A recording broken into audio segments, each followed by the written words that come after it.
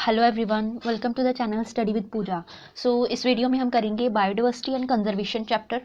तो बायोडाइवर्सिटी और कंजर्वेशन में से मास्टर कैडर में कई क्वेश्चन आ जाते हैं, तो उसके बेस पे हमने ये नोट्स तैयार किए हैं। तो जो मास्टर कैडर देना चाहते हैं, लेक्चर कैडर देना चाहते हैं या मेरिटोरियस एग्ज़ाम देना चाहते हैं तो उनके लिए काफ़ी हेल्पफुल रहेगी।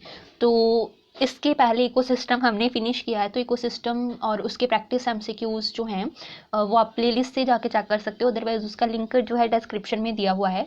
तो हम अभी इस चैप्टर के बारे में स्टार्ट करते हैं, ठीक है। तो सबसे पहले है बायोडाइवर्सिटी और कंजर्वेशन का मतलब क्या है। बायोडाइवर्सिटी क्या होती है? बायो का मतलब लिविंग, डाइवर्सिटी मतलब डिफरेंस होना, ठीक है, कि जो लिविंग ऑर्गेनिजम्स हैं उनमें कई तरह के डिफरेंस, उनमें कई तरह की वैरायटीज पाई जाती हैं। तो इतनी सारी ऑर्गेनिजम्स के बारे में अगर हमें एक सिंगल टर्म में बताना हो तो हम बायोडाइवर्सिटी बोलेंगे, ठीक है, कि लिविंग ऑर्गेनिजम्स में बहुत डिफरेंट टाइप की वैरायटीज हैं, तो वह बायोडाइवर्सिटी, ठीक है।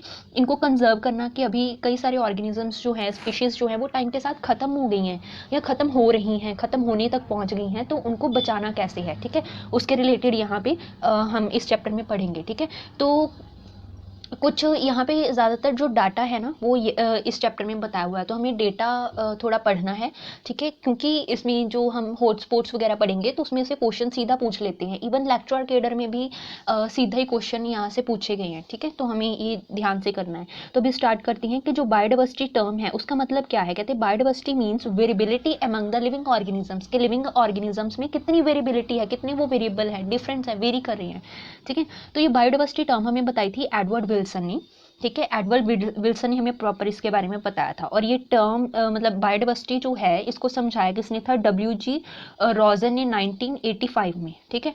तो देखो डाइवर्सिटी की हम बात करें, डाइवर्सिटी तो हर एक लेवल पे प्रेजेंट होती है, ठीक है। लेवल कौन से हैं? जो ऑर्गेनिज्म और पॉपुलेशन वाला चैप्टर है ना उसमें ये सारा कुछ बताया हुआ है, तो उसकी वीडियो मैं अपलोड कर दूंगी। तो जैसे ये है, ठीक है, डाइवर्सिटी मैक्रो मॉलिक्यूल के बेस पे भी हो सकती है, ठीक है, जैसे RNA DNA वगैरह हो गया। सेल बेस पे भी हो सकती है, देन टिश्यू बेस पे भी, टिश्यू से आगे ऑर्गन बनते हैं उस पे भी हो सकती है। ऑर्गन सिस्टम के बेस पे, ऑर्गन सिस्टम मिलाओगे तो एक प्रॉपर ऑर्गेनिज्म बनेगा। ऑर्गेनिजम्स कई सारे होंगे तो पॉपुलेशन बनेगी मिला के, ठीक है। तो पॉपुलेशंस जो हैं वो कम्युनिटीज़ बनाती हैं, कम्युनिटी से इकोसिस्टम बनता है, देन बायोम बनते हैं, बायोम के बाद पूरा बायोस्फीयर बनता है जो कि पूरा ग्लोबल इकोसिस्टम है, उसको हम बायोस्फीयर बोलते हैं। तो कहते हैं चाहे जो मर्जी लेवल ले लो, हर एक लेवल पे ये बायोडाइवर्सिटी जरूर पाई जाएगी। डाइवर्सिटी मतलब डिफरेंस जरूर पाया जाएगा, ठीक है। तो अभी डाइवर्सिटी जो होती है वो मेन उसके टाइप कौन कौन से हैं? जो डाइवर्सिटी है हमारे पास वो 3 तरह की डाइवर्सिटी मेन हम मानते हैं, जेनेटिक, स्पीशीज और इकोलॉजिकल डाइवर्सिटी, ठीक है। तो जेनेटिक डाइवर्सिटी मतलब जीन्स के बेस पे, जीन्स या क्रोमोसोमल बेस पे जो डाइवर्सिटी डिफरेंस पाया जाता है ऑर्गेनिजम्स में वो है जेनेटिक डाइवर्सिटी, ठीक है। कि सिंगल स्पीशीज जो हैं, एक ही स्पीशीज की हम बात करेंगे, एक ही स्पीशीज के अलग अलग जीन्स या अलग अलग क्रोमोसोम स्ट्रक्चर की वजह से वो अलग अलग दिखाई देते हैं, ठीक है, या उनमें वेरिएशन पाई जाती है, तो वो है जेनेटिक डाइवर्सिटी, ठीक है। जैसे एग्जांपल में राइवोल्फिया वोमिटोरिया है, ठीक है, इससे हमें राइजरपिन मिलती है। हिमालयन एरिया में जो राइवोल्फिया पाया जाता है ना उसकी पोटेंसी और उसकी कंसंट्रेशन काफ़ी ज़्यादा होती है एज कम्पेयर टू जो बाकी एरिया में ग्रो करते हैं, ठीक है। तो देखो जीन्स का फर्क था जिसकी वजह से हिमालय वाले जो राइवोल्फिया उसकी पोटेंसी कुछ और है, ज़्यादा है, जबकि दूसरे वालों की कम है, ठीक है। इसके अलावा अगर और हम बात करें तो कहते हैं जो राइस है, राइस एक ही स्पीशीज़ है, ठीक है, बट उसकी 50,000 प्लस स्ट्रेन सिर्फ इंडिया में ही पाई जाती है। 50,000 से ज़्यादा वेराइटीज़ जो हैं, जो स्ट्रेन्स हैं राइस की वो पाई जाती हैं, ठीक है, स्ट्रेन्स पाई जाती हैं। वैसे ही मैंगो जो है, मैंगो जो एक स्पीशीज़ है, ठीक है, उसकी बहुत सारी वेराइटीज़ मतलब 1000 तक की स्पीशीज़ जो हैं वो पाई जाती है। ये एग्जाम्पल के तौर पे हम लेते हैं। उसके बाद है स्पीशीज डाइवर्सिटी, मतलब स्पीशीज के बेस पे अभी हम अलग अलग स्पीशीज की, ठीक है, अमंग स्पीशीज हम डाइवर्सिटी को देखेंगे, ठीक है। पहले तो एक स्पीशीज के जीन्स के बारे में कहा था तो वो जेनेटिक डाइवर्सिटी थी। अभी अलग अलग स्पीशीज की बात कर रहे हैं कि अलग अलग स्पीशीज में क्या डिफरेंस पाया जाता है। तो ये स्पीशीज लेवल की जो डाइवर्सिटी होती है इसको हम बोलते हैं स्पीशीज डाइवर्सिटी, ठीक है। स्पीशीज रिचनेस को फाइंड आउट करने के लिए हम लगाते हैं कि नंबर ऑफ स्पीशीज कितनी है डिवाइडेड बाय एरिया कितना है, उसके बेस पे हम स्पीशीज रिचनेस निकाल सकते हैं, ठीक है। जैसे कि इन्होंने अभी स्पीशीज के बेस पे बताया कि जो वेस्टर्न घाट होता है, वेस्टर्न घाट जो है वहाँ पे एम्फीबियंस ज़्यादा हैं, एम्फीबियंस की स्पीशीज वहाँ पे ज़्यादा हैं ईस्टर्न घाट के कंपैरिजन, ठीक है, फेवरेबल कंडीशन वगैरह की वजह से, ठीक है। तो वेस्टर्न घाट में क्या है, स्पीशीज एम्फीबियन की ज़्यादा हैं, तो स्पीशीज बेस पे आ गया, ठीक है। उसके बाद आता है इकोलॉजिकल लेवल पे। इकोलॉजिकल डाइवर्सिटी जो है इसमें पूरी कम्युनिटी या इकोसिस्टम की हम बात करें, ठीक है। पहले हमने जीन्स या क्रोमोसोमल बेस पे सिर्फ एक स्पीशीज़ की बात की, फिर अलग अलग स्पीशीज़ में डाइवर्सिटी की बात की। तो स्पीशीज़ डाइवर्सिटी, इकोलॉजिकल डाइवर्सिटी में हम एक ही कम्युनिटी अलग अलग कम्युनिटीज़ और इको सिस्टम के बेस पे जो डाइवर्सिटी आती है उसकी बात करते हैं, ठीक है। तो इकोलॉजिकल डाइवर्सिटी जो होती है इसको हमने 3 पार्ट्स में फर्दर डिवाइड किया, alpha, beta and gamma diversity, ठीक है। अल्फा डाइवर्सिटी क्या होती है? अल्फा डाइवर्सिटी को आप कम्युनिटी डाइवर्सिटी भी बोलते हो, अल्फा को हम ऐसे लिखते हैं, ठीक है। तो लेक्चर केडर में इस पे क्वेश्चन आया हुआ था, ठीक है। तो जो अल्फा डाइवर्सिटी जो है एक कम्युनिटी डाइवर्सिटी है, मतलब कि अगर जो ऑर्गेनिजम्स हैं वो सेम ही कम्युनिटी या हैबिटेट को शेयर करती हैं तो वो अल्फा डाइवर्सिटी है, ठीक है। तो इसमें स्पीशीज़ रिचनेस पे ही ज़्यादातर डिपेंड करता है कि स्पीशीज़ रिचनेस कहाँ पे ज़्यादा है, ठीक है, उसके बेस पे। जबकि जो बीटा डाइवर्सिटी है, बीटा डाइवर्सिटी के बारे में हमने किया है कि बीटा डाइवर्सिटी में क्या होता है कि जो स्पीशीज़ हैं, ठीक है, स्पीशीज़ जो हैं वो रिप्लेस हो जाती हैं। स्पीशीज़ या जो कम्युनिटीज़ हैं अगर वो किसी और माइक्रो हैबिटेट, नीश या इन्वायरमेंटल कंडीशन के कारण, कि इन्वायरमेंट चेंज हो गया तो स्पीशीज़ के अकॉर्डिंग नहीं था या कम्युनिटी के अकॉर्डिंग नहीं था तो वो वहाँ से रिप्लेस हो गई, ऐसी को हम बोलेंगे डाइवर्सिटी को बीटा डाइवर्सिटी, ठीक है। बीटा को हम ऐसे लिख देते हैं, ठीक है। उसके बाद है गैमा डाइवर्सिटी, ठीक है। गैमा डाइवर्सिटी ऐसी होती है। तो गैमा डाइवर्सिटी क्या है? Diversity of the habitat over the total geographical area, जहाँ पे हम टोटल जियोग्राफिकल एरिया में जो डाइवर्सिटी है उसके बेस पे, हैबिटेट्स के बेस पे उसकी वेरिएबिलिटी देखते हैं, डाइवर्सिटी देखते हैं, वो गैमा है, ठीक है, गैमा डाइवर्सिटी है। तो उसके बाद हम आते हैं नेक्स्ट, मैग्नीट्यूड ऑफ बायोडाइवर्सिटी। ये जो हमारे मास्टर कैडर का सिलेबस है उसके टॉपिक्स के अकॉर्डिंग ही ये वीडियो बनाई गई है, ठीक है। तो अभी मैग्नीट्यूड जो है बायोडाइवर्सिटी का, मतलब किस तरह की कहाँ पे है वो बताया हुआ है कि अगर हम IUCN जो होता है, IUCN जो है उसकी 2004 की रिपोर्ट के अकॉर्डिंग देखें तो इंडिया में लैंड का सिर्फ 2.4% ही है, पूरे वर्ल्ड में से इंडिया के लैंड का सिर्फ 2.4% ही है। उसमें सिर्फ 2.4% लैंड एरिया में 8.1% स्पीशीज डाइवर्सिटी पाई जाती है। काफ़ी ज़्यादा है फिर भी, ठीक है। मतलब यहाँ पे स्पीशीज डाइवर्सिटी इंडिया में बहुत सारी हैं, बहुत सारी स्पीशीज़ हैं इंडिया में, वो भी ग्लोबल स्पीशीज डाइवर्सिटी के बेस पे देखें तो, ठीक है। तो 8.1% में 45,000 स्पीशीज़ जो हैं वो तो प्लांट की ही हैं। इसके अलावा उसकी डबल यानी कि 90,000 के आसपास जो स्पीशीज़ हैं वो एनिमल की पाई जाती हैं, ठीक है। तो ये बहुत इंपॉर्टेंट चीज़ है कि जो हमारा इंडिया है वो पूरे वर्ल्ड की कंट्रीज़ में से देखें, पूरी वर्ल्ड की जो कंट्री है ना उनमें 12 कंट्रीज़ जो हैं वो मेगा डाइवर्सिटी वाली हैं, मतलब जिनमें डाइवर्सिटी बहुत ज़्यादा है। ब्राज़ील उनमें से एक है, ठीक है। तो हमारा इंडिया भी ऐसे 12 मेगा डाइवर्सिटी वाली कंट्रीज़ में से एक में आता है। नेक्स्ट है total number of species in the world. पूरी दुनिया में स्पीशीज़ कितनी है?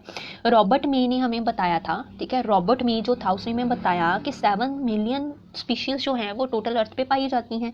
उसमें से 22% से के आसपास जो है वो प्लांट पाई जाती है और 70% तक इंसेक्ट हैं, ठीक है। अगर उसके बेस पे देखें तो 10 एनिमल में से 10 एनिमल में से 7 तो इंसेक्ट ही हैं पिछले एस्टीमेट के अकॉर्डिंग। अभी के एस्टीमेट के बेस पे देखें तो 10 के बेस पे 8 तो इंसेक्ट ही होते हैं, बाकी 2 प्लांट्स हो सकते हैं, ठीक है। तो अभी यहाँ पे ये बताया गया है कि स्पीशीज़ वाले रिचनेस जो जहाँ पे पाई जाती है वो एरिया कौन से हैं, ठीक है। स्पीशीज़ रिचनेस जिन एरिया में ज़्यादा होती है वो कौन से हैं? हिमालय हो गया, western Ghat, Indian eastland, north east hills of India, ठीक है। लार्जेस्ट बायोजियोग्राफिकल एरियाज रीजन्स कौन से हैं? डेक्कन पेनिनसुला है, ठीक है। इसके अलावा जो बायोडाइवर्सिटी रिच रीजन है वो है नॉर्थन घाट, ठीक है, और नॉर्थ ईस्ट एरिया जो है वहाँ पे, ठीक है। तो अगर आप यहाँ पे देखो डाइवर्सिटी के बारे में अभी हमने पढ़ा, ठीक है। ये होती है अल्फा डाइवर्सिटी, ठीक है, विद इन द कम्युनिटीज़। अगर तो कम्युनिटी के बीच अंदर अंदर है, ठीक है, एक ही कम्युनिटी की बात कर रहे हैं तो विद इन द कम्युनिटी जो है वो अल्फा डाइवर्सिटी है। जो बिटवीन द कम्युनिटी है, ये वाली और ये वाली कम्युनिटी हो सकती है, कोई और कम्युनिटी भी हो सकती है, तो वो मतलब अगर कम्युनिटी के बीच में है तो बीटा है। अगर तो जो पूरा रीजन है उसके बेस पे देखिए तो वो गैमा डाइवर्सिटी, पूरे बड़े लेवल पे जो बनती है वो गैमा डाइवर्सिटी बनती है।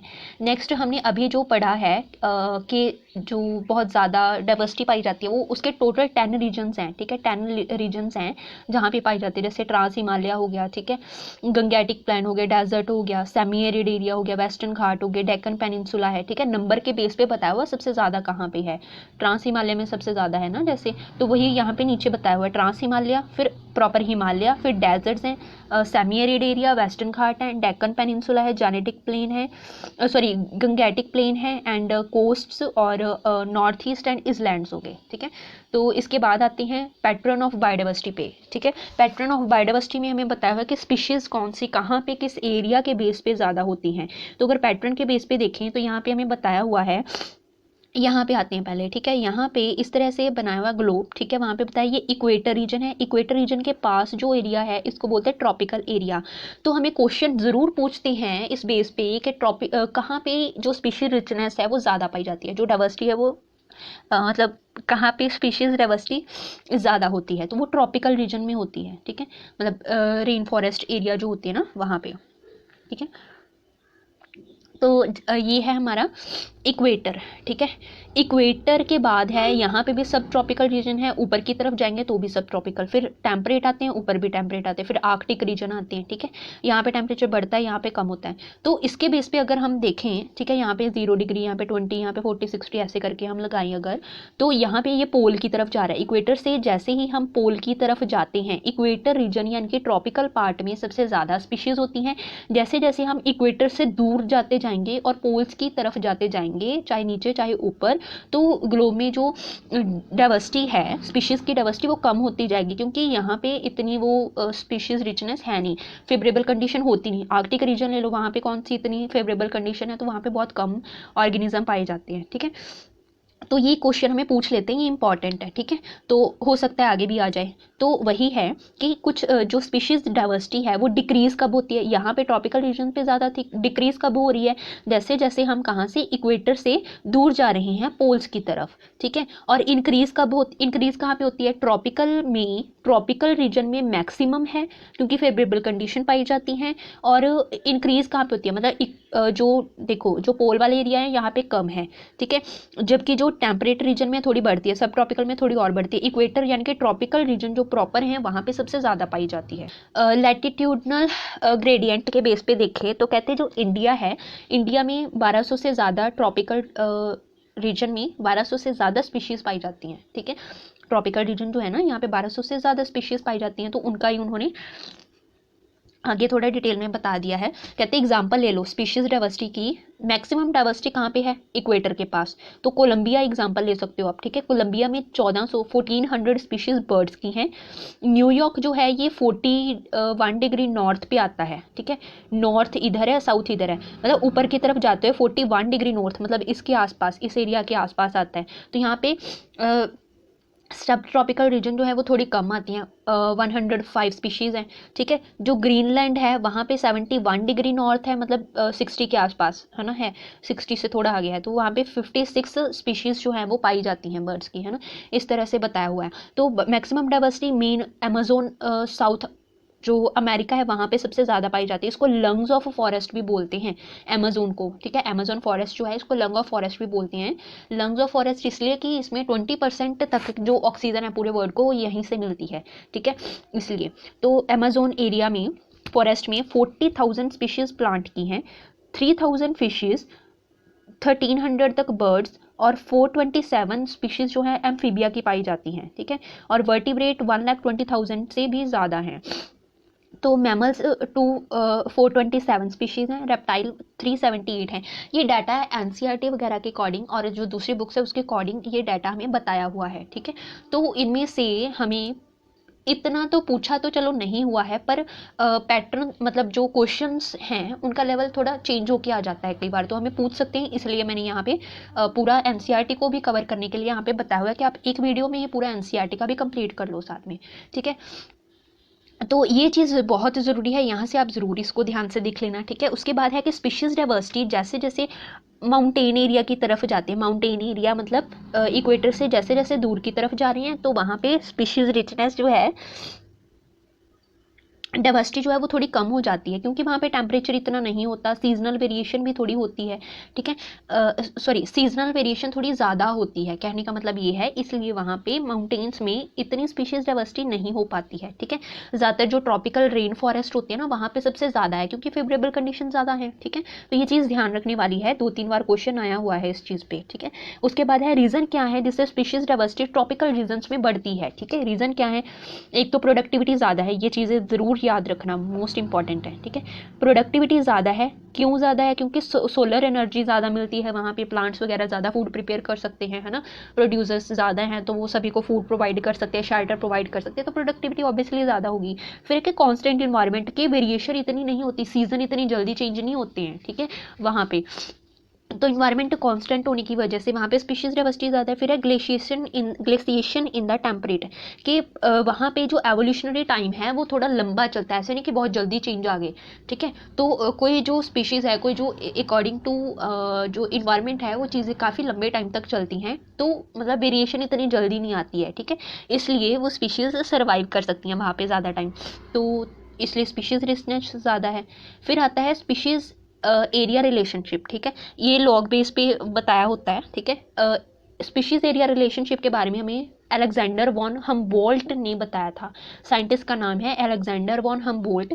उसने क्या कहा कि जो स्पीशीज रिचनेस होती है वो बढ़ती जाती है जैसे जैसे एरिया बढ़ता जाता है, पर एक लिमिट तक, ठीक है। जैसे यहाँ पे इतनी एरिया में स्पीशीज़ हैं, ठीक है, तो मान लो 4 स्पीशीज़ हैं इतनी एरिया में, जैसे मैंने एरिया और बढ़ा दिया ये वाला और इंक्लूडेड ये वाला, तो 7 स्पीशीज़ होगी, और बढ़ा दिया मैंने तो ये 10 स्पीशीज़ होगी, और एरिया बढ़ा दूंगी तो ये 15 स्पीशीज़ होगी। तो एरिया बढ़ने के साथ स्पीशीज़ भी बढ़ गई, पर कहते हैं ऐसा नहीं कि बढ़ती जाएंगी, एक टाइम ऐसा भी आएगा कि स्पीशीज़ रिचनेस जो है वो एरिया बढ़ने के साथ नहीं बढ़ेंगी, कॉन्स्टेंट हो जाएंगी, ठीक है।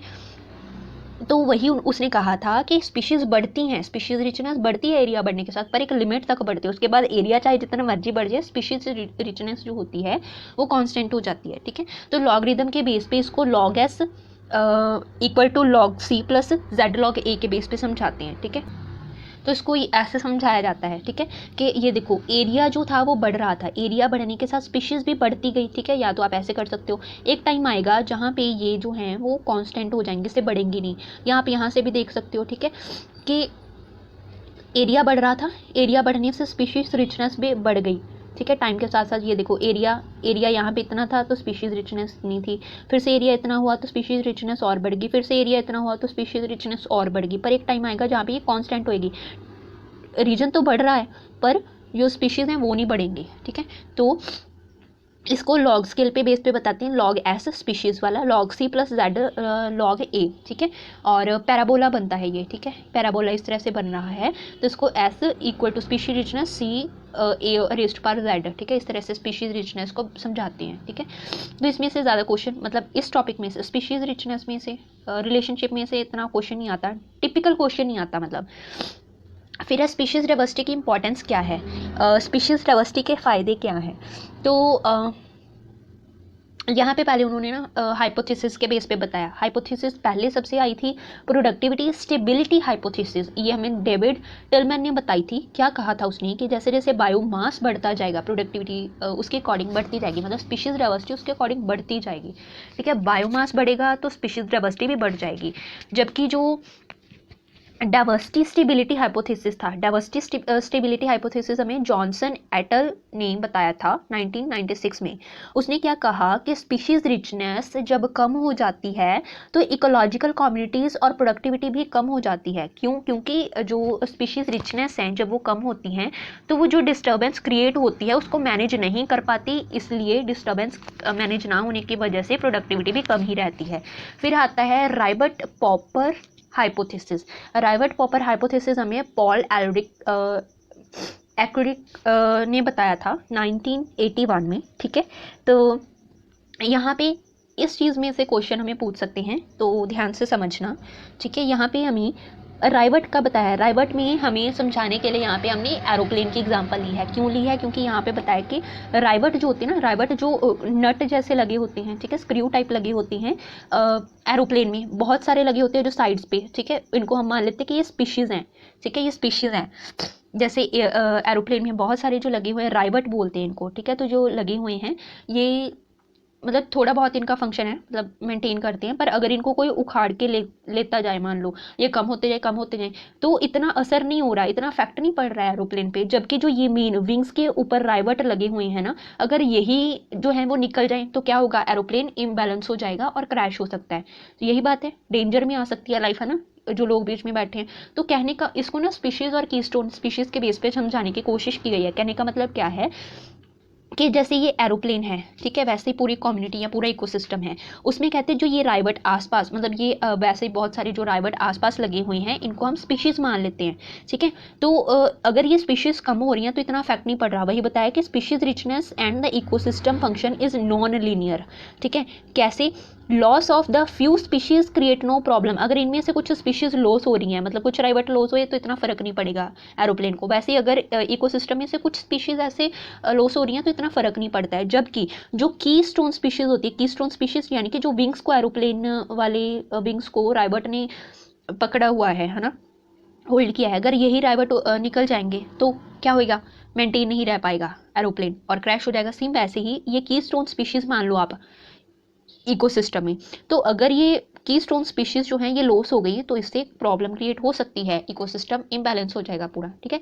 ये समझाया हुआ है। लॉस ऑफ बायोडाइवर्सिटी के बायोडाइवर्सिटी लॉस कैसे हो रहा है, तो IUCN जो है उसके अकॉर्डिंग रेड लिस्ट जो थी, red list, IUCN red list के अकॉर्डिंग डॉक्यूमेंट है ये, ठीक है, ये 2004 की रिपोर्ट के अकॉर्डिंग क्या बताया हुआ है कि जो स्पीशीज़ हैं 784 स्पीशीज़ जो हैं वो पिछले 500 सालों में ख़त्म हो चुकी हैं। एक्सटिंक्ट मतलब जो स्पीशीज़ जो हैं वो ख़त्म ही हो चुकी हैं पूरी तरह से, उनको हम बोलते हैं एक्सटिंक्ट स्पीशीज़। तो कहते हैं पिछले 500 सालों में 784 स्पीशीज़ जो है वो पूरी तरह से एक्सटिंक्ट हो चुकी हैं। उनमें से 338 जो हैं वो वर्टिब्रेट की स्पीशीज़ हैं, 359 इनवर्टिब्रेट की स्पीशीज़ हैं, 87 स्पीशीज़ जो हैं वो प्लांट्स की हैं, जो पिछले 500 सालों में क्या हो गई, खत्म हो गई। तो रिसेंट जो स्पीशीज़ एक्सटिंक्ट हुई हैं उनके बारे में हमें बताया कि डोडो हो गया, ठीक है, डोडो हो गया, ग्वागा हो गया अफ्रीका का, ठीक है, स्टेलर्स सी काऊ है रशिया में, रशिया की, और 3 स्पीशीज़ हैं, सब स्पीशीज़ वो भी टाइगर की बाली, जवन और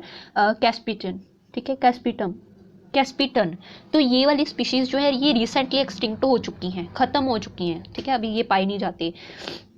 तो ये ओवर जो ये डोडो वगैरह हैं, है ना, या जो ये स्टेलर सी काऊ है, इनके ख़त्म होने का सबसे बड़ा रीज़न है ओवर एक्सप्लॉयटेशन, ठीक है। ह्यूमन एक्टिविटी की वजह से जो ओवर एक्सप्लॉयटेशन हो गई है ना, उसकी वजह से ये डोडो, ग्वागा, ठीक है, स्टेलर सी काऊ, पैसेंजर पिजन, ये सारे काफ़ी हद तक ख़त्म ही हो चुकी हैं, ठीक है, बचे ही नहीं, मतलब पूरी तरह से ख़त्म हो गए।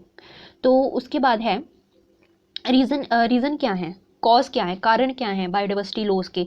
पहला तो हैबिटेट लॉस, ऑर्गेनिजम्स जो हैं, पेड़ वगैरह काटने से ऑर्गेनिजम्स जो हैं उनका हैबिटेट ही खत्म हो जाता है, ठीक है। तो ये सबसे बड़ा कारण है कि स्पीशीज़ डाइवर्सिटी जो है वो कम हो गई है, बायोडाइवर्सिटी लॉस हो गया है, ठीक है। इसका रीज़न हो सकता है ओवर पॉपुलेशन, अर्बनाइजेशन हो सकता है, फिर ओवर एक्सप्लॉयटेशन होगी, उसमें पैसेंजर पिजन भी खत्म हो चुका है, ठीक है। इन्वेजिव एलियन स्पीशीज़, इन्वेजिव मतलब जब बाहर के कोई स्पीशीज़ जो हैं वो हमारे एरिया में आ जाएं, किसी एक पर्टिकुलर एरिया में आके वहाँ की स्पीशीज़ को ख़त्म कर दें, तो इनको हम बोलते हैं इन्वाइजन एलियन स्पीशीज़। तो इसमें इसके बारे में हमने रिप्रोडक्शन इन फ्लावरिंग प्लांट में भी पढ़ा था, पार्थेनियम के बारे में, कि पार्थेनियम जो कैरेट ग्रास होती है ये बाहर जो इम्पोर्ट की गई थी वीट, ठीक है, उसमें से पार्थेनियम साथ में कंटेमिनेंट के तौर पे आ गया, तो उसकी वजह से जो कई स्पीशीज़ का नुकसान हो गया, ठीक है। तो इसके अलावा इकॉर्निया हो गया, ठीक है, इकॉर्निया क्रैस्पिना, तो इसको वाटर हाइसिंथ बोलते हैं, ये पानी पे ग्रो कर जाता है, ये भी एलियन स्पीशीज़ है, पानी पे ग्रो करके इसने मतलब पूरे एरिया को कवर कर लिया बहुत जल्दी से, पॉन्ड वगैरह के एरिया को, तो उससे पानी की कमी हो गई, इवन ऑक्सीजन की कमी हो गई, क्योंकि सारी इसने अब्जॉर्ब कर ली। तो नीचे एक्वाटिक सिस्टम पूरा मतलब मिसमैनेज होना शुरू हो गया इसकी वजह से, क्योंकि जो oxygen organisms aquatic organism use करते हैं वो सारी ये कंज्यूम कर लेता है, तो ऑर्गेनिजम्स मर जाते हैं, एक्वाटिक ऑर्गेनिजम्स, ठीक है, तो खतरनाक है।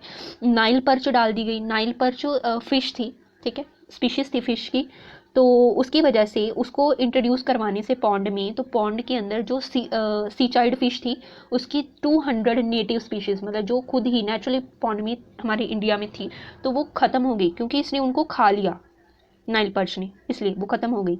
ठीक है, उसके बाद है को एक्सटिंक्शन। को एक्सटिंक्शन का मतलब, को मतलब दोनों जब साथ में रिलेट होती हैं, तो अगर कुछ एक ऑर्गेनिज्म मान लो है वो एक्सटिंक्ट हो गया, उस पर दूसरा ऑर्गेनिज्म डिपेंड कर रहा था, एक के एक्सटिंक्ट होने की वजह से दूसरी स्पीशीज भी खुद ही एक्सटिंक्ट हो जाए। ठीक है, इसको हम बोलते हैं को एक्सटिंक्शन। म्यूटलिज्म इसमें होता है कि म्यूटलिज्म में क्या होता है, एक ऑर्गेनिज्म दूसरे ऑर्गेनिज्म के साथ रहता है तो इन दोनों को एक दूसरे से फायदा होता है, अगर ये खत्म हो गया तो ये भी खत्म हो जाएगा, को एक्सटिंक्शन है। इसके एग्जाम्पल में आता है प्रोन्यूबा, गैसलेस, ठीक है, और यूका। ये खत्म हो गया तो ये भी खत्म हो जाएगा, ये खत्म तो ये भी खत्म। ठीक है, इस तरह से। आगे पोल्यूशन की वजह से, बायोमैग्निफिकेशन की वजह से, ठीक है, और फिर अगर वाटर सरफेस पे ऑयल स्प्लिट हो जाए उसकी वजह से, ठीक है, देन लेड पॉइजनिंग की वजह से कैटल मर जाती हैं, डक्स मर जाती हैं, स्वैन मर जाती हैं, लेड पॉइजनिंग खतरनाक है। फिर IUCN की फुल फॉर्म बता दी, यहाँ पे सीधा क्वेश्चन भी हमें पूछ सकते हैं IUCN की फुल फॉर्म के बेस पे, 3-4 उल्टी पुल्टी दे दी, उनमें से कहना है करेक्ट ऑप्शन ढूंढो। IUCN क्या होता है, international union of conservation of nature and natural resources. ठीक है, WCN की होती है वर्ल्ड कंजर्वेशन यूनियन। ठीक है, तो ये हमें पता होना चाहिए। उसके बाद हम आते हैं रेड डाटा बुक पे। रेड डाटा बुक यानी कि रेड लिस्ट जो है, ठीक है, तो जो स्पीशीज एक्सटिंक्ट हो सकती हैं, मतलब खतरे में हैं कि ख़त्म हो सकती है अगर इनकी संभाल ना की गई, तो ऐसे स्पीशीज़ को आइडेंटिफाई करके ये बुक हमें बताती है। रेड डाटा लिस्ट जो है या बुक है, ये हमें बताती है, ठीक है, कि ये स्पीशीज़ एक्सटिंक्ट होने वाली हैं तो इनका संभालना चाहिए, तो उनकी लिस्ट तैयार होती है, ठीक है, जो खतरे में हैं। तो रेड डाटा बुक इनिशिएट की गई थी 1963 में। 2000 से ज़्यादा रेड डाटा लिस्ट जो हैं वो बन चुकी हैं, टाइम टू टाइम आई हुई हैं, जहाँ से हमें 18,000 स्पीशीज़ के बारे में पता चला है जो कि खतरे में हैं या ख़त्म हो चुकी हैं।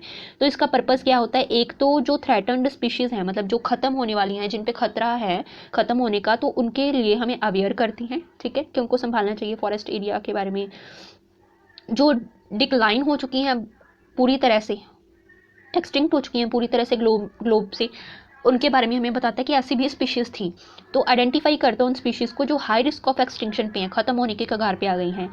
कंजर्वेशन एक्शन में हेल्प करता है। फिर रेड लिस्ट जो है उसकी 8 कैटेगरीज होती हैं जिसके बेस पे हमें बताया जाता है। एक तो होती है जो एक्सटिंक्ट हो गई, एक जो एक्सटिंक्ट होने तक है, एक एंडेंजर्ड स्पीशीज़ होती हैं, ठीक है, एक उसके बाद आती हैं जो नॉर्मल हैं, जो थ्रेटन्ड नहीं है, जिनका खतरा नहीं है, अभी नॉर्मल है, ठीक है, तो ऐसे स्पीशीज़, ऐसे करके 8 कैटेगरीज हैं, तो उनमें से क्वेश्चन ही पूछते इसलिए मैंने इंक्लूड नहीं किया। आगे एक्सटिंक्शन टाइप कौन कौन से होते हैं। एक्सटिंक्शन का मतलब है appearance of natural, disappearance of natural species, के नेचुरल स्पीशीज़ अगर डिसअपीयर हो जाएं, खत्म ही हो जाएं, तो वो एक्सटिंक्शन है, जैसे हमने पहले डिस्कस किया, ठीक है। 3 तरह की होती है, नेचुरल मास एक्सटिंक्शन और आर्थ्रोपोजेनिक एक्सटिंक्शन। नेचुरल एक्सटिंक्शन का मतलब है कि अगर इन्वायरमेंट में कोई चेंज आया, टाइम के साथ इन्वायरमेंट में कोई चेंज आया और स्पीशीज़ उसको अडेप्ट नहीं कर पाई तो वो खत्म हो गई, उसको बोलते हैं नेचुरल एक्सटिंक्शन। मास एक्सटिंक्शन का मतलब कि ज़्यादातर मेजर ग्रुप ऑफ स्पीशीज़ अगर ख़त्म हो जाएं किसी नेचुरल कॉज की वजह से, कोई अर्थक्वेक आ गया, कोई और नेचुरल डिजास्टर होगी, या कोई नेचुरल कॉज की वजह से कोई स्पीशीज़ ज़्यादातर अगर ख़त्म हो जाएं तो उसको मास एक्सटिंक्शन बोलते हैं, कि मेजर ग्रुप ऑफ स्पीशीज़ एक साथ ही ख़त्म हो गई हैं, ठीक है, मास एक्सटिंक्शन है। आर्थ्रोपोजेनिक का मतलब होता है अगर मैन मेड एक्सटिंक्शन हो, बंदे की, ह्यूमन की वजह से अगर कोई एक्सटिंक्शन होती है एक्टिविटीज़ की वजह से, तो उसको बोलते हैं मैन मेड एक्सटिंक्शन, आर्थ्रोपोजेनिक। नेक्स्ट है इंपॉर्टेंस ऑफ, ठीक है, ये बाद में करते हैं। इंपॉर्टेंस ऑफ बायोडाइवर्सिटी क्या है, फ़ायदा क्या है बायोडाइवर्सिटी के, तो बड़े सारे फ़ायदे हैं, चाहे एनिमल हो चाहे प्लांट हो, सभी फ़ायदेमंद हैं हमारे लिए, ठीक है। पहला तो इसमें से फूड के कई सोर्स हैं हमारे लिए, है ना, इंप्रूव्ड वैरायटी के थ्रू हमें कई सारे फूड के सोर्स मिलते हैं, जैसे मैंगो की 1000 स्पीशीज़ हैं, 50,000 के आसपास जो है राइस की ही पाई जाती है, तो सोचो कितनी सारी स्पीशीज़ हैं, है ना, कितने सारे आगे प्लांट्स हैं, फ्रूट्स हैं, वेजिटेबल्स हैं, है ना, जो कि हम फूड के तौर पे यूज़ करते हैं। उसके बाद है फाइबर्स मिलती हैं, जैसे कॉटन, फ्लैक्स, हेम्प, जूट वगैरह, ठीक है, फाइबर्स मिलती हैं, काफ़ी यूज़फुल हैं। प्लांट्स से जो प्रोडक्ट मिलते हैं उसमें gum, resins, perfume, tea, coffee, paper, rubber हो गया, ठीक है, ये पाई जाती हैं। एनिमल्स से मिलने वाला है लेदर, ठीक है, लाख मिलता है, सिल्क मिलता है, सिल्क वॉर्म से, ठीक है, बॉम्बेक्स मोरी से, फर मिलती है, ठीक है, वूल मिलती है, पर्ल्स मिलती हैं, पर्ल ऑयस्टर से, आइवरी मिलती है, ठीक है। उसके बाद है ड्रग और मेडिसिन जो हैं ये मिलती हैं, ये डायरेक्ट इकोनॉमिकल वैल्यू है इसकी, ठीक है, ये मेडिसिन हमें सीधे प्लांट से मिलती है और मेडिसिन यूजफुल भी काफ़ी सारी हैं, प्लांट से कई सारी मेडिसिन बनती हैं, ठीक है। फिर एस्थेटिक वैल्यूज़ हो गई, फिर एक कल्चरल वैल्यूज़ कई सारी हैं, ठीक है, मतलब हर चीज़ की अपनी अपनी वैल्यू जैसे होती है। तो कल्चरल वैल्यू, कल्चर के बेस पे प्लांट्स की वो पूजा करते हैं, है ना, जैसे पीपल की पूजा करते हैं, मतलब ऐसे प्लांट्स की या एनिमल्स को पूजते हैं। कल्चरल वैल्यू कल्चर के अकॉर्डिंग। साइंटिफिक वैल्यू कई सारी है। साइंटिफिक वैल्यू में जैसे एनिमल्स है तो उन पे कई सारे क्लिनिकल टेस्ट किए जाते हैं, है ना। साइंस में जो भी डेवलपमेंट हुई है उनका टेस्ट सबसे पहले एनिमल वगैरह पे किया जाता है, एनिमल्स या प्लांट्स पे, ह्यूमन में करने से, ट्राई करने से पहले, ठीक है। तो साइंटिफिक वैल्यू है। राइट टू लिव, हर एक ऑर्गेनिज्म को जीने का हक है, तो प्लांट्स हो, एनिमल्स हो, चाहे जो मर्जी हो, है ना, सभी को जीने का हक है। तो इंपॉर्टेंस है इसकी, ठीक है। हर एक ऑर्गेनिज्म या स्पीशीज में कुछ ना कुछ तो मिलता ही है फायदेमंद। इकोसिस्टम सर्विसेज हैं इसकी कई सारी, ठीक है, जैसे प्लांट्स से ऑक्सीजन मिलती है, कार्बन डाइऑक्साइड को मेंटेन करते हैं, ठीक है। एनिमल्स से हमें कई सारे प्रोडक्ट मिलते हैं। फिर इकोलॉजिकल बैलेंस मेंटेन करने में हेल्प करते हैं कि ये फूड चेन को एडजस्ट करते हैं, अगर कोई भी एक कंपोनेंट ना रहे, ठीक है, तो उससे जो इकोसिस्टम है वो इम्बैलेंस हो सकता है ना। जैसे पिछले चैप्टर में भी हमने इकोसिस्टम में पढ़ा कि अगर कोई भी ऑर्गेनिज्म या कोई भी कंपोनेंट जो है इकोसिस्टम का या ट्रॉपिक लेवल का, अगर वो नहीं रहेगा तो मिसमैनेज हो जाएगा पूरा, है ना, इकोसिस्टम इम्बैलेंस हो जाएगा, ठीक है। तो डिस्टर्बेंस क्रिएट हो जाती है नेचर बैलेंस होने में। फिर है बायोडाइवर्सिटी कंजर्वेशन, क्या तरीके हैं जिससे कंजर्व किया जा सकता है। पहले तो हमने सारा बायोडाइवर्सिटी के बारे में पढ़ा, अभी हमने ये पढ़ना है कि इनको बचाया कैसे जा सकता है। तो कंजर्वेशन के लिए क्या है, एक्सिटू और इनसिटू कंजर्वेशन है, ठीक है। इनसिटू कंजर्वेशन को हम बोलते हैं ऑन साइट, एक पर्टिकुलर एरिया में जहाँ पे ऑर्गेनिज्म रहते हैं उनके नेचुरल एरिया में ही उनको प्रोटेक्शन प्रोवाइड करना, जो ख़त्म होने वाले हैं, एक्सटिंक्ट होने वाले हैं, या जो उनको बचाया जाना ज़रूरी है, ख़त्म हो सकती हैं, तो ऐसे प्लांट या एनिमल्स के स्पीशीज़ को उनके नेचुरल एरिया में रख के ही उनको प्रोटेक्ट करना, उनको बचाना, उसको बोलते हैं इन सिटू कंजर्वेशन। जब उनको जब प्लांट्स या एनिमल्स को बचाने के लिए, एक्सटिंक्ट होने से बचाने के लिए, जो एक्सटिंक्ट होने वाली हैं उनको बचाने के लिए, अगर उनको उनके नेचुरल इन्वायरमेंट से अलग रखा जाए प्रॉपर प्रोटेक्शन देने के लिए, तो एक्स सिटू कंजर्वेशन है, ऑफ साइट, ठीक है। इन सिटू कंजर्वेशन में हॉटस्पॉट है, प्रोटेक्टेड एरियाज हैं, ठीक है। तो हॉटस्पॉट्स हैं अभी पहले थी 25, धीरे धीरे करके 34 हो गई, तो जो अभी प्रेजेंट स्टेट में 34 तक हैं ये हमारे पास, ठीक है, हॉटस्पॉट एरियाज। नेशनल पार्क्स होगी, मतलब जो प्रोटेक्टेड एरियाज होते हैं, दो पार्ट्स में हमने कहा ना, इन सिटू में एक हॉटस्पॉट एक प्रोटेक्टेड एरिया। हॉटस्पॉट तो सिंपल 34th है, ठीक है, 34 हैं। प्रोटेक्शनल एरियाज जो होते हैं इसमें नेशनल पार्क, सेंचुरीज और बायोस्फीयर रिजर्व है, ठीक है। नेशनल पार्क है 89 है, 98 नहीं 89 है, ठीक है, नेशनल पार्क्स। सेंचुरीज जो हैं 448 है पूरी वर्ल्ड की अगर लाइन लगाएं तो। बायोस्फीयर रिजर्व इंडिया के जो हैं वो 14 हैं, ठीक है, और सैक्रेड ग्रोव्स आते हैं इसके अलावा, ठीक है। तो ये मतलब इंपॉर्टेंट है, ठीक है, कंजर्वेशन के बेस पे ये इंपॉर्टेंट है। तो एक्सिटू कंजर्वेशन में ऑफ साइट कलेक्शन और जीन बैंक है, ठीक है। तो इसके बारे में हमें पता होना चाहिए। जैसे हॉटस्पॉट है, हॉटस्पॉट के बारे में मेयर्स ने हमें 1988 में बताया था, उसके वहाँ पे तब उसने बताया कि 12 हॉटस्पॉट हैं।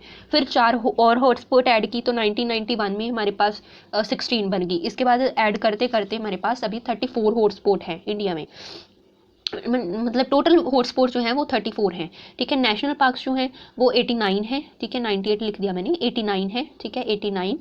फर्स्ट नेशनल पार्क, ये हमें पता होना चाहिए कि जो फर्स्ट नेशनल पार्क है इंडिया की वो जिम कॉर्बेट नेशनल पार्क थी, उत्तरांचल में है ये, 1936 में आई थी, ठीक है। यहाँ पे कल्टीवेशन, ग्रेजिंग कुछ भी अलाउड नहीं है, सिर्फ प्रोटेक्ट किया जाता है उनको, उनके नेचुरल इन्वायरमेंट में ऑर्गेनिजम्स को, ठीक है। हॉटस्पॉट इंडिया की 3 मेन हॉटस्पॉट हैं, सॉरी पूरे वर्ल्ड में मेरे ख्याल से 14 हॉटस्पॉट हैं, ठीक है। जो इंडिया की मेन 3 हॉटस्पॉट हैं उसमें से इंडो बर्मन है, नॉर्थ ईस्ट इंडिया में हिमालय हो गया, और वेस्टर्न घाट जो है श्रीलंका का, वहाँ पे हॉटस्पॉट है एक, ठीक है। तो 3 हॉटस्पॉट है इंडिया की। सेंचुरीज जो होती हैं यहाँ पे टिम्बर वगैरह की हार्वेस्टिंग की जा सकती है, ऑनरशिप होती है अपनी उसके पास, ठीक है, गवर्नमेंट वगैरह के पास, या प्राइवेट ऑनरशिप भी हो सकती है इसमें। तो टिलिंग यहाँ पे लैंड की टिलिंग अलाउड है, खदान वगैरह खोदना, है ना। बायोस्फीयर रिजर्व जो होती हैं ये 14 है टोटल, ठीक है। तो ये 1975 में MAB प्रोग्राम के थ्रू यूनेस्को यानी कि united nation educational, scientific and cultural organisation, इन्होंने ये इनिशिएट किया था। पर इंडिया में ये 1986 में आया, और नीलगिरी, कर्नाटका के नीलगिरी प्लेस पे फर्स्ट बायोस्फीयर रिजर्व बना, ठीक है। इसके बाद सैक्रेड ग्रोव्स के बारे में था। सैक्रेड ग्रोव्स छोटे छोटे पैचेज हैं, मतलब पूरे ये एरिया है, यहाँ पे छोटे छोटे ऐसे पैचेस बने होते हैं फॉरेस्ट के, ठीक है, जहाँ पे वर्शिप की जा सकती है, तो forest patches around the place of worship, ठीक है, कौन कौन से हैं? खासी जनता हिल्स मेघालय में, अरावली हिल्स राजस्थान में, वेस्टर्न घाट है कर्नाटका और महाराष्ट्र में, ये इंडिया के हैं, ठीक है। सरगुजा और चंदा और बस्तर जो है, बस्तर ये एमपी में है, मध्य प्रदेश में, ठीक है। तो यहाँ पे मैंने कुछ निकाले हैं, ठीक है। ये सेंचुरीज हैं इंडिया की, प्रॉपर बताई हुई है, सारा कुछ प्रॉपर बताया। इंपॉर्टेंट एनिमल्स जो हैं यहाँ पे पाए जाते हैं उनके बारे में यहाँ पे प्रॉपर बताया हुआ है, तो आप इनको देख सकते हो, ठीक है। कि ये जल्दापार सेंचुरी है, ठीक है, वेस्ट बंगाल में है ये। रहीनो एलिफेंट वगैरह यहाँ पे पाए जाते हैं, डिफरेंट काइंड के बर्ड्स हैं, ठीक है। क्वालिडो घाना बर्ड सेंचुरी है भरतपुर राजस्थान में, ठीक है। तो साइबेरियन क्रेन वगैरह यहाँ पे पाए जाते हैं। एक्वाटिक बर्ड्स बहुत सारे यहाँ पे पाए जाते हैं, ठीक है। डचिगम सेंचुरी है यहाँ पे, डचिगम सेंचुरी श्रीनगर जम्मू कश्मीर में है। तो इसके बारे में ज़रूर पूछा गया था लेक्चरार कैडर में, ठीक है, तो आपको आ सकता है वैसे, तो एक बार ज़रूर देखना है इनको, ठीक है। यहाँ पे कश्मीरी स्टेग हंगूल पाए जाते हैं, लेपर्ड पाए जाते हैं।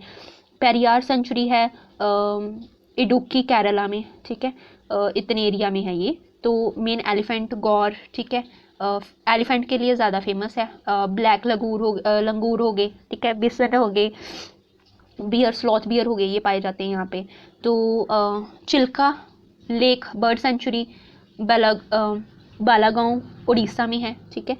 वाटरफाउल डक्स क्रेन्स, ठीक है, ये बर्ड्स पाए जाते हैं यहाँ पे। फ्लेमिंगोज पाए जाते हैं, बहुत कम मिलते हैं वैसे, ठीक है। मानस वाइल्ड लाइफ सेंचुरी है कमरूप असम में, ठीक है। टाइगर पैंथर हिनो वगैरह पाए जाते हैं, तो इनको एक बार डाटा को ज़रूर देख लेना, ठीक है। बायोस्फीयर रिजर्व जो हैं स्टेट के बेस पे वो बताए गए हैं, कौन कौन से स्टेट में हैं। जैसे कर्नाटका में सबसे पहले नीलगिरी वाला जो था, ठीक है, नीलगिरी प्लेस पे सबसे पहले बायोस्फीयर रिजर्व बना। फिर नंदा देवी बायोस्फीयर उत्तरांचल में है, ये पता होना चाहिए कौन से कहाँ पे है, ठीक है। गल्फ ऑफ मन्नार बायोस्फीयर है तमिलनाडु में है, ठीक है। सुंदरबन जो है ये वेस्ट बंगाल में है। मानस बायोस्फीयर जो है एमपी में है, ठीक है। ग्रेट निकोबार बायोस्फीयर जो है अंडमान निकोबार में है, ठीक है। डिब्रू जो है ये असम में है। अचनाकमर जो है ये अमरकंटक बायोस्फीयर रिजर्व जो है ये छत्तीसगढ़ में है, ठीक है। सिमिलीपल जो बायोस्फीयर रिजर्व है ये उड़ीसा में है, ठीक है। ऐसे आपको पता होना चाहिए, इंपॉर्टेंट है ये। तो ये डाटा है, जितना आप याद कर सकते हो उसके अकॉर्डिंग आप इनको बार बार एक बार ज़रूर देख लेना, ठीक है। तो नेशनल पार्क्स हैं ये बताई हुई, काजीरंगा नेशनल पार्क है, ठीक है, सुंदरबन है, हजारीबाग नेशनल पार्क है, ठीक है, झारखंड में। कॉर्बेट नेशनल पार्क सबसे पहले आई थी उत्तरांचल में, ठीक है। यहाँ पे टाइगर एलिफेंट पैंथर पाए जाते हैं। इसमें से क्वेश्चन ज़्यादा तो नहीं आते, बट कोई एक आधा क्वेश्चन पूछ लेते हैं, है ना, तो कहाँ से पूछ ले ये हमें पता नहीं है, ठीक है।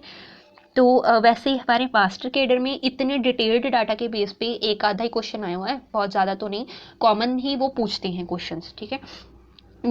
गिर नेशनल पार्क है, खन्ना नेशनल पार्क है कन्हा मध्य प्रदेश में, ठीक है। तंदोवा नेशनल पार्क है चंद्रापुर महाराष्ट्र में, ठीक है। बंदीपुर नेशनल पार्क मैसूर है। डेजर्ट नेशनल पार्क जैसलमेर है, ठीक है।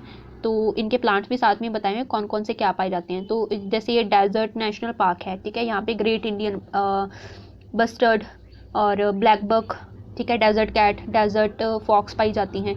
उसके बाद है एग्जिटू कंजर्वेशन की बात करें तो एग्जिटू कंजर्वेशन में जो लिविंग स्पीशीज़ होती हैं, वाइल्ड हो चाहे डोमेस्टिकेटेड स्पीशीज़ हो, लिविंग फॉर्म में उनको कलेक्ट करके रखा जाता है बोटैनिकल गार्डन्स में, जोलॉजिकल पार्क्स में या एर्बोरेटा में, ठीक है। एर्बोरेटा होते हैं वो गार्डन जहाँ पे ट्रीज और शर्ब्स पाई जाती हैं, ठीक है।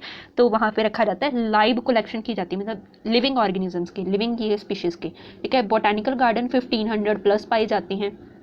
जोलॉजिकल पार्क्स जो हैं वो 800 प्लस जोलॉजिकल पार्क्स हैं, ठीक है। आर्बोरेटा 80,000 प्लस जो हैं यहाँ पे स्पीशीज़ पाई जाती हैं।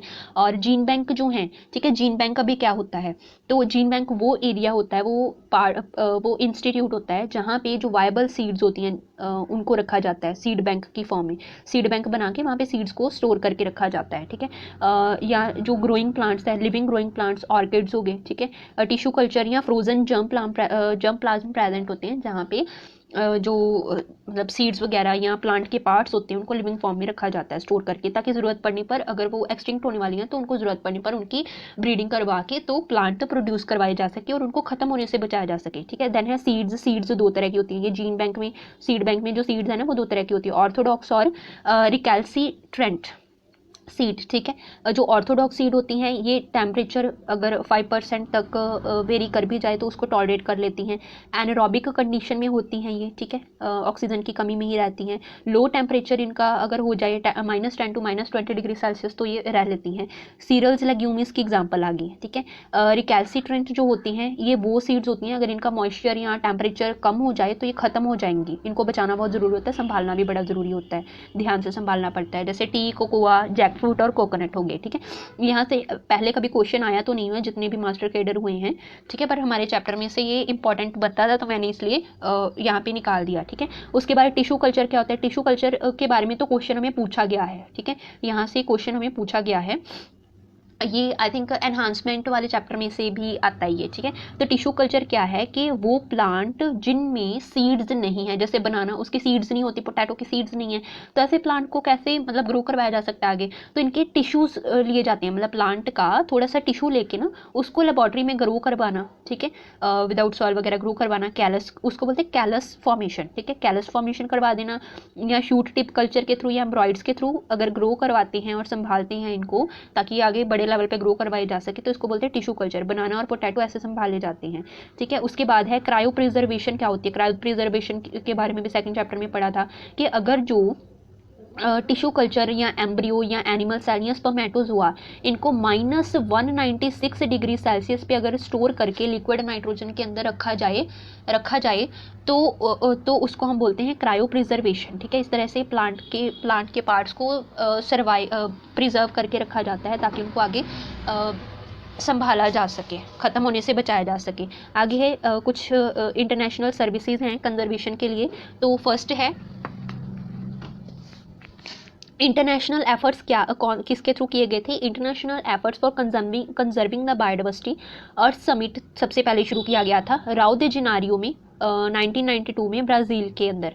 ठीक है, तो ब्राज़ील सबसे बड़ी वो बायोडाइवर्सिटी वाला एरिया माना जाता है। ठीक है, ताकि जो बायोलॉजिकल डाइवर्सिटी है, CBD है, convention on biodiversity, ecological biodiversity. ठीक है, या बायोलॉजिकल डाइवर्सिटी, तो उसको बोलते हैं CBD। तो इसमें 152 नेशंस ने उसका साथ दिया था ब्राज़ील का कि मतलब बायोडाइवर्सिटी को बचाया जा सके, इसके बारे में डिस्कस करके और स्टेप्स लिए गए थे। इंडिया जो था उसमें मई 1994 में ये स्टेप्स लिए गए बायोडाइवर्सिटी को लेके।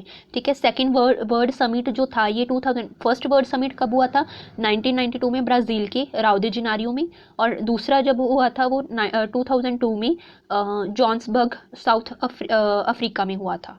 ठीक है, तो ये हमारा अभी चैप्टर का जो भी मेन डाटा था सारा और इम्पॉर्टेंट था वो हमने इस टॉपिक में इस पूरी वीडियो में कवर कर लिया है। तो इसके जो आगे के क्वेश्चन हैं इंपॉर्टेंट वो मैं आगे वीडियो अपलोड कर दूंगी। तो अगर आपको ये वीडियो अच्छी लगे तो लाइक ज़रूर कर देना, एंड नहीं हो तो चैनल पे सब्सक्राइब कर दो। और अगर आपको इसके PDF नोट्स चाहिए तो हमारा टेलीग्राम चैनल है जिसका लिंक डिस्क्रिप्शन में दिया हुआ है, तो आप वहाँ से ज्वाइन करके ये नोट्स ले सकते हो प्रिपरेशन के लिए। तो बाकी नेक्स्ट वीडियो में करते हैं। Thanks for watching the video.